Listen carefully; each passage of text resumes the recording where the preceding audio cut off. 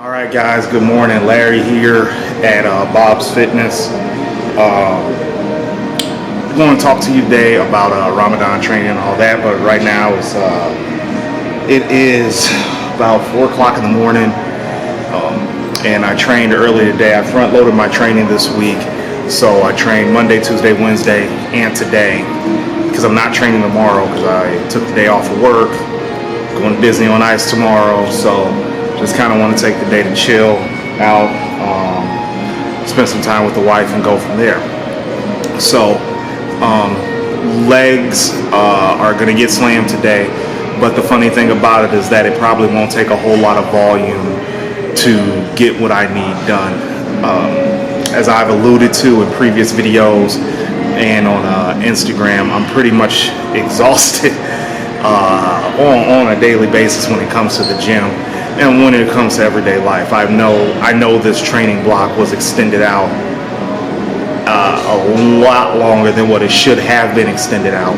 But my body felt good, and my strength was going up. I think it kind of peaked when I did that 500-pound RDL for 1 rep. I think that's where the peak was at, and it's just been on a kind of a steady decline, right? I'm not able to do as much weight. I'm not able to do as much volume simply because I'm just trying to fight this fatigue. Now, why am I doing this? Right now, as far as usable days of training go, outside of Saturday, I only have 1 more full week of training, and then we roll into Ramadan. Now, Ramadan is supposed to start around about the 21st. It moves up a month every year. So now we're getting into the first quarter of the year section of the when we observe Ramadan, right? So with that being said, I'm just trying to go into this month extremely fatigued. I'm trying to go into this month tired a bit. Now, why am I doing that? So there's 2 things that are going on in my mind that I want you to keep in mind for your own training. The first thing is that when I get into this month where I'm going to be fasting a lot, I'm going to be praying a lot, and the focus isn't necessarily on training, it'll go to a back seat. If I put myself in a very fatigued position, even with me not eating a ton of food, or even with yourself not eating a ton of food, you can still drop fatigue and recover, all right? Sleep through the night.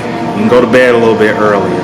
You're gonna eat at night, but you can hydrate at night and all that stuff. So I'm just really doing this to be able to getting to, without being too long-winded, an overreaching state where, stuff just moves slow, everything is just a little heavy, and I just want to be able to drop some fatigue, and then once I start back into the gym, because I'm taking a complete 2 weeks off, once I start back into the gym, I get into some systemic conditioning, and then what that does is that'll help propel me into a fat loss phase. So the thing about training is that you always want to have some type of goal, right?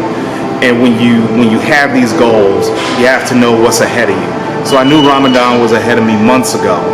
So I just plotted out the training. So if you don't have a month like Ramadan, or if you do, you have to plot out your training around that. My training calendar is really centered around when Ramadan starts, because once this Ramadan ends, I'm already asking when is potentially the next Ramadan. It's not at the forefront of my mind, but it's at the back of my mind, so I can create this long-term training calendar. So dropping fatigue is 1 point that I'm trying to do, and then 2, I'm going to touch on this fat loss phase. The fat loss is needed for 99% of the people that are probably watching this video. We all need to get into some type of fat loss phase, not because even I get into this hyperbole. Summer's coming, spring's coming, you don't want to look like a 2-pound bag of doo-doo, a 20-pound bag of doo-doo and a 2-pound sausage casing, something stupid like that, right? It's all hyperbole, but the main thing is that I want people to remember is that excessive fat that you don't need, is non-functional tissue. Now, if you're relatively lean and you're training more for performance, like powerlifting and this, that, and the other. So fat is an acceptable tool in an acceptable range, right? Because a lot of fat is just a lot of fat comes from inflammation or is inflamed tissue. I may get derided by the science community, but that's okay. I don't care. With fat comes a lot of inflammation. So if you're doing powerlifting, if you're doing any type of bodybuilding where a lot of rep work is concerned, that's something that you don't want to happen. Okay? So you don't want a lot of inflammation happening. So with a 2-week off, and then we get into a fat loss phase, a lot of that inflammation is, if not already gone, right? Your body's fresh, your mind's fresh, you're itching to get back into the gym. So why not use that motivation to drop a few pounds that will help you either move better or lift better, all right? Catch a stronger pump, recover better, because you're not carrying around a ton of shit weight. So with that being said, always think about getting into a fat loss phase after you have had an extended break or an extended break. Yeah. Here's the other thing though. You got to make sure that your body is ready. Food-wise, if you've been consuming suboptimal calories like I have, my appetite is complete doo-doo right now. It is complete doo-doo, which tells me I'm on the path I should be on. But don't use my markers. If you are not eating how you're supposed to be eating, then you may want to rethink some things before you get into a fat loss phase. You're going to have to up the calories a little bit. You're going to have to make sure that you're in a state and probably hold it for a few weeks to make sure that you're able to get in the type of training that's needed to be able to lose a ton of fat or to lose at least some fat, right? So even though my food has been suboptimal, I'm confident because I've been here before that once I start my fat loss phase, my calories are going to be up. Ramadan, post-Ramadan, the calories are going to be up tremendously. So I'm not too worried about losing fat. I'll probably actually go up in weight. But post-Ramadan training, and we'll get into that in a future video, the only thing that's going to be added is about a few minutes of cardio. And that's not going to be anything crazy intense. I'm not going to level 7 on the step mill. I'm just really trying to get more work in. So there's that. So, you know, I'm hanging on by a thread right now. You know, like I said, I'm trying to keep the volume up as much as I can, but amazingly in this state, I catch a pump relatively easy. So I don't have to, you know, do a crazy amount of volume to get a pump going. Some movements I dropped. I'm not doing the barbell Romanian deadlift anymore right now. I've shifted that to the belt squat just to finish out and get a good hinge movement in to end this training block. What else have I been doing? I dropped leg press on my first leg day. So today I won't hack squat.